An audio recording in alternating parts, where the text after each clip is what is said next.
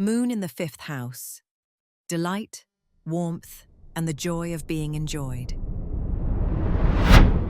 Welcome to Moon in the fifth house in synastry. The fifth house governs joy, pleasure, creativity, romantic love, self-expression, and play. It is the house of what we do for the sheer love of doing it, of art, of romance, of the capacity for delight that reminds us why being alive is worth the trouble. When someone's moon falls into another person's fifth house, the moon's warmth and nurturing quality is poured into this radiant, pleasure-oriented space. The result is one of the most immediately enjoyable overlays in synastry. Not always the deepest, but joyful, warm, and genuinely life-affirming in a way that should never be underestimated.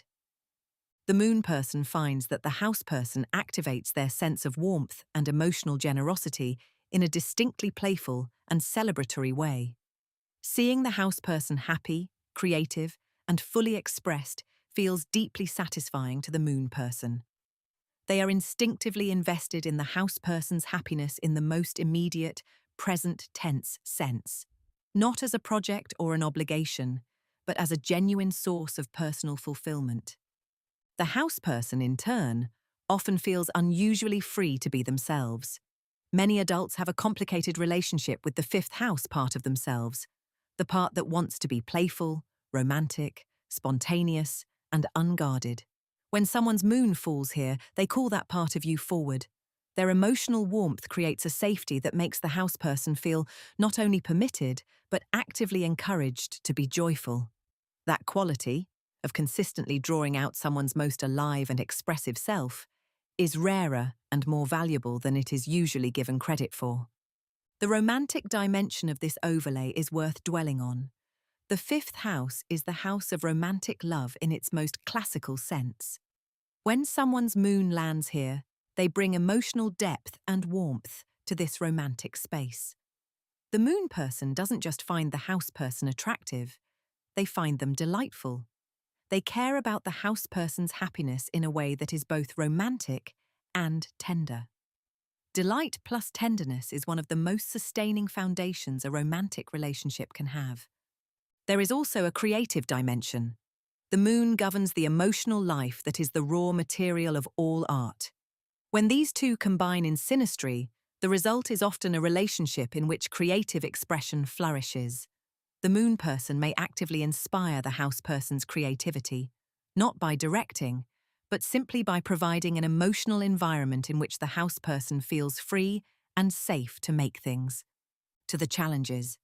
The most significant is the tension between the fifth house's pull toward the pleasurable present and the moon's need for emotional depth and security. The house person may be inclined to keep things light, spontaneous and in the moment, which is authentic and valuable, but may feel insufficient to a moon that also needs to be known at a deeper level. The moon person may find themselves wondering whether the warmth and delight that characterize the relationship represent the full depth of the connection, or whether they are, in some sense, being enjoyed rather than truly seen. These are not mutually exclusive, but the anxiety can arise. Making the need for deeper personal intimacy explicit, rather than hoping it will be met organically, is part of the work of this placement.